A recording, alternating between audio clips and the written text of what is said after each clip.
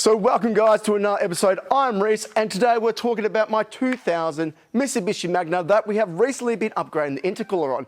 Now if you have a look, we've been upgrading it so it can help flow this baby turbo in here, which we will be upgrading later on.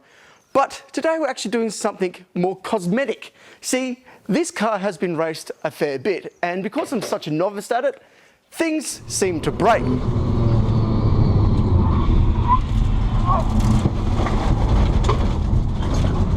Oh no! Oh. The next thing is these. These are apparently active aero. Did not know this car came with this feature. And apparently when you're doing about 260 kilometers down a runway, these pull out and then they snap to make the car just that little bit lighter. And I mean, I really appreciate Mitsubishi, but the problem is now they're broken, so we have to repair that. So what we've got in front of us, we've got the flares and we need to clean them first. So I'm just using some multi-purpose thinners and a rag. What I've also done is I've got a bit of plastic off another car and I have made some plastic strips. This is just in case I need to melt something into it. They're from the same car. So they're from a Mitsubishi Magna, so they should bond together well. And this, ladies and gentlemen, is what we call foreshadowing, because this definitely does not go to plan. So after some cleaning and getting some spare hands, we attack this with this device right here. This is a plastic welder and I have no idea what I'm doing. Oh, Jesus, I'm putting my glasses on. Yes, definitely use eye protection because these things are flying like rockets and no one looks cool with an eye patch these days. So the next thing I'm going to do is grab the plastic welder and put on this head. So this allows me to mount the plastic back together and cover the exposed metal. In theory, mounting the plastic around that metal is going to make it stronger, so it's definitely worthwhile doing.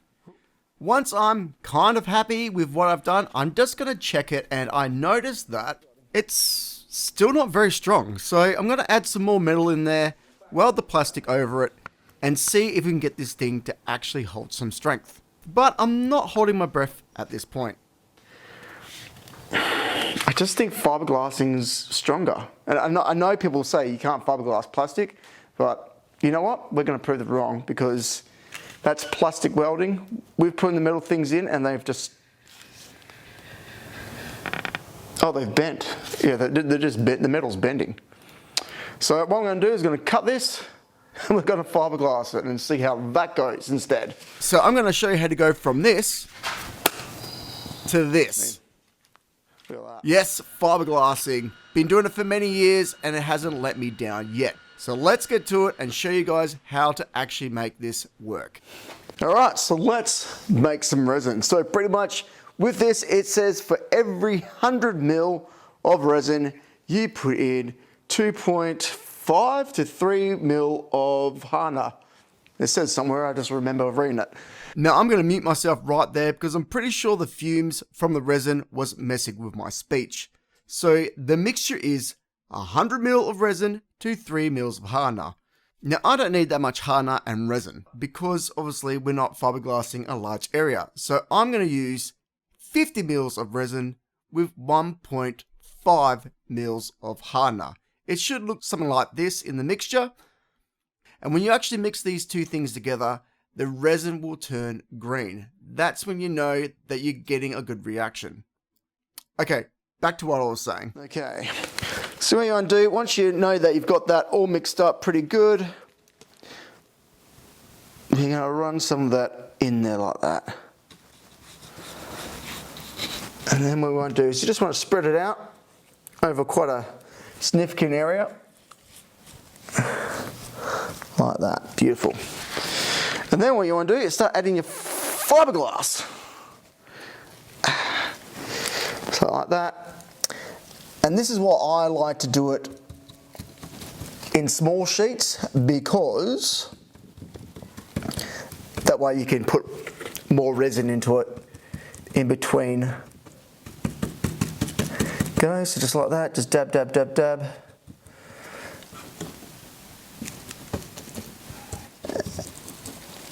And it doesn't matter if you get some overhanging, that's nothing to worry about. So a keen eye would have noticed that that plastic was pretty roughed up, and what I did is I used a drum well, and the reason why I do that is so the fiberglass has something to bond to when it goes off.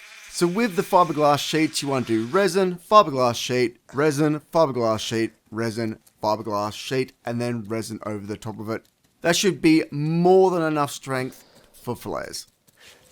Welcome back to a new day. So we got the flares right here. Let's have a taste.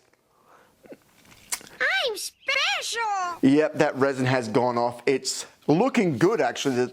This one came out really, really nice. So this one's ready for sandpaper. What we got in front of us is we got 80 grit, which is actually this one, and we got 320. So we're gonna hit it with this first, get that shape close, and then we're gonna smooth it off with this, ready for some primer. The next thing we're gonna do is that front bumper, which is right here. Whoa, this big heavy boy. Now this has been repaired multiple times, as you can imagine. It sits pretty low to the ground. But actually where I've broken it is an old repair. I don't know if you guys can see that. It does not look like a good job back in the day. So we're gonna go through the many layers of paint and bog and fix that properly. So prep is key in this area. Just like the plastic, we want to rough everything up so the resin and the fiberglass have something to actually bond to. And just like your girlfriend tells you, deeper is definitely better. You want to make sure that you're getting nice and deep in there, so when the resin flows in, it's going to take up all the spots and you're going to make these two pieces one again. If you just skim over the top, you're going to end up with a much weaker job, and no one has time for that. And that's a lot worse than I thought it was. As you can see, we have had to remove a fair chunk of the stuff to try and get to the good stuff. And yeah, it's going to be very interesting. We're going to have to slit this one and start resining it. And I think I'm going to do the front first, and then I'm going to grind the back and then do it from the back. So we're going to do both sides on this one, try and make it a bit stronger and just clean up the old repair job that I did. You live and learn, and you get better as time gets on, and you can kind of tell it was. So on that point, let's get back to making some resin. Now we aren't changing anything. We're doing exactly the same thing that we did with the plastic stuff. Same mixture and all of that. The only difference is, instead of making large amounts of fiberglass to do the whole job, I'm still going to stick with 50 mils, use it up, and then make more as I go. This way I'm not going to end up with a bucket load of resin that I'm not going to use, and it's going to go to waste. So here we go, it's now another day later. I have no idea how many days this has taken me so far, but we're having a bit of fun doing it. Let's have a look here.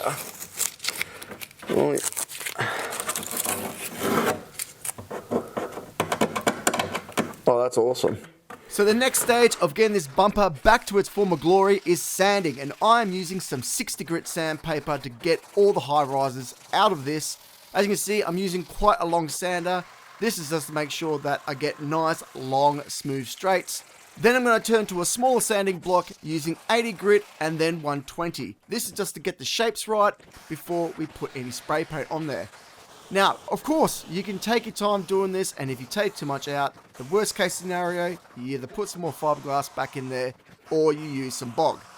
But we're just going to try and get this as best as we can without using bog, as that is going to be the very last step. And there we go, that's what the bumper looks like after I sanded it. And man, that is smooth. But is it perfect? No, but that's okay. You know, it's a working process. So I've painted it just so I can actually see what it looks like. I find that just giving them a quick coat of primer can really make you visually see where you've gone wrong. And as you can see, probably here on camera, it does dive in a bit, so I'm gonna have to build that out.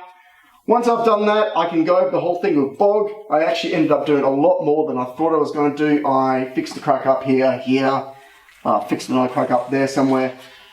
And I have also made these flat, so when I put them onto the car, they are hard against the fender. Beforehand, it didn't sit 100% straight, but that's good, but there's one problem. I didn't drill the holes. So now I have to try and figure out where to drill the holes are to line up the body, and I haven't quite figured that out yet. So that is what I'm doing next.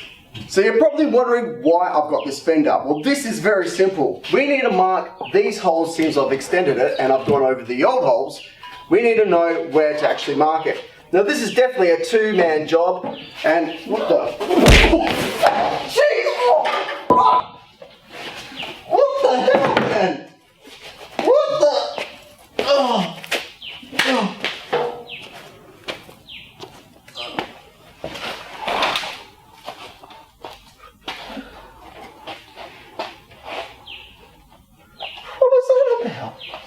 Oh, thanks.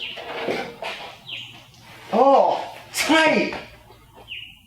That's a better idea. I can just put tape down and then... But still, man, my face! Well, after having some common sense knocked into me, this is what we're doing. Tape plus cardboard plus a pen. So this is what I'm going to do. I'm going to get my tape. I'm going to chuck it on my cardboard like that. I'm going to go across to here and I am going to describe it like this. And then I'm going to stick my pen in and mark the holes. And just like that, I peel this off, and then stick it on here, lining it up with the same things, put it on like that, and there you go. Now I've got my 2 holes ready to be drilled. And there you go, the bumper's back on. As you can see, it needs a repaint. So what we're going to do is I'm going to bog up a couple of things. I'm going to do it off camera, so next time you guys see it, it's going to look mint. Now there's still a couple of things I have to do, which you'll see on another episode. As you can see, I have been painting this a fair bit. And we also need to do the power steering line. I got to run a new line. So I'm going to show you how to do all that on another episode. So please subscribe, keep in contact, and I will see you on the next one. On the moon hits your eye like a resin pizza pie, that's the mole. When the bell seems to ring like you've had way too much gin, that's the mole.